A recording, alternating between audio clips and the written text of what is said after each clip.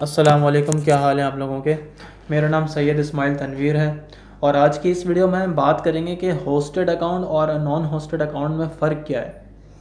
Actually ये AdSense account है Google का, जिसमें वो दो तरह के लोगों को दो ऑप्शंस देता है, एक होस्टेड अकाउंट और एक नॉन होस्टेड। होस्टेड का मतलब ये है कि अगर कोई गूगल का प्रोडक्ट यूज़ कर रहा है, जैसे कि यूट्यूब हो गया, ब्लॉग स्पॉट हो गया, इनके ऊपर अगर आप एड्स दिखाना चाह रहे हैं अपने यूट्यूब पर या अपने ब्लॉगर पर, तो आप दिखा सकते हैं, आपको नॉन होस्टेड अकाउंट की ज़रूरत नहीं पड़ेगी।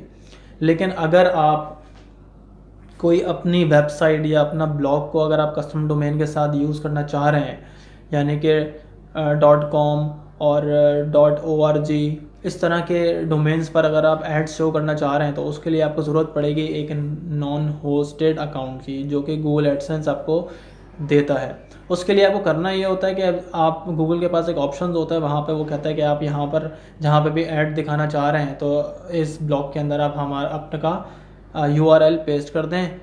जब आप उसको बताएंगे कि हम यहाँ पे ऐड दिखाना चाह रहे हैं, तो वो गूगल एडसेंस आपकी वेबसाइट पे विज़िट करेगा और उसको अप्रूव कर देगा। अगर सही होगी तो उसके बाद फिर आप उससे ऐड लेके शो कर सकते हैं।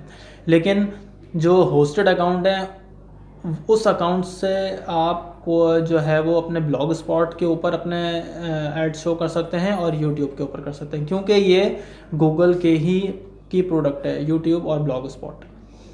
नॉन होस्टेड में आप अपना कोई ओन, अगर आपकी कोई वेबसाइट है, उस पर आप ऐड शो करने के लिए आपको नॉन होस्टेड अकाउंट चाहिए होगा। उसके लिए आपको अपनी URL देना होगा, वो विजिट करके देख लेगा। तो बेसिकली जो दोनों में फ़र्क है वो यही है कि होस्टेड मतलब गूगल के प्रोडक्ट्स पे आप यूज़ कर सकते हैं, और अगर आप गूगल एडसेंस को अपनी वेबसाइट के ऊपर यूज़ करना चाह रहे हैं, तो उसके लिए आपको नॉन होस्टेड अकाउंट की ज़रूरत पड़ेगी। तो इसका ये बेसिक सा डिफरेंस है, जो कि लोगों को नहीं मालूम। लोग इसी वजह से परेशान रहते हैं कि होस्टेड अकाउंट कौन से होते हैं और नॉन होस्टेड कौन से होते हैं, इनका मकसद क्या है, उनके फ़ायदे क्या हैं, तो ये और बने क्यों हैं।